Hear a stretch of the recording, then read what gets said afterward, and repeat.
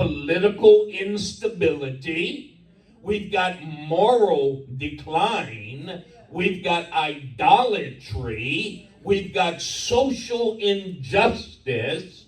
And we've got a land full of corruption. The powerful elite in Jerusalem and Samaria exploited the poor.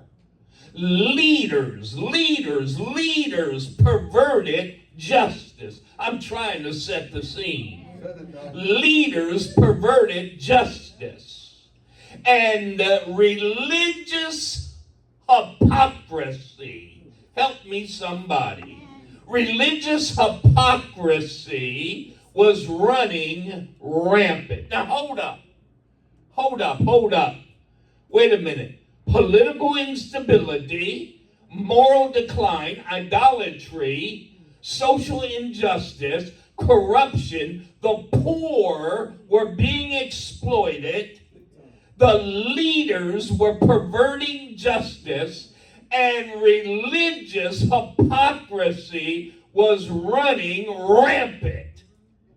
I know somebody ought to say, that sounds like right now. And so against the backdrop of that, Micah was called to rebuke the people and then warn them of impending judgment. Amen. Particularly the destruction of Samaria by the Assyrians, and later a threat to Jerusalem. And when you look at this book called Micah, Micah is structured in such a way that it cycles back and forth between judgment and hope. There's a lot of judgment, but there are rays of hope. The writer Micah delivers sharp condemnations of both Israel and Judah's sins.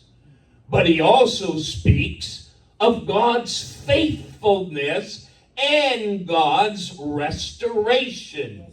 And in chapter 5, verse 2, he foretells the birth of the Messianic King in Bethlehem, a prophecy later fulfilled by Jesus Christ. Somebody ought to help me in here. And by the time we arrive at Micah chapter 6, the prophet shifts, or the prophecy shifts to a dramatic courtroom scene where God himself brings charges against his people. And the Lord reminds them of his past faithfulness and deliverance, calling them to reflect on their ingratitude and their disobedience. Somebody ought to say, that sounds like right now. And the chapter, this chapter, chapter 6, contains one of the most famous verses, Terry, in all of Scripture. Chapter 6, verse 8, which so beautifully summarizes true righteousness. Look at it. He has shown you, O man, what is good.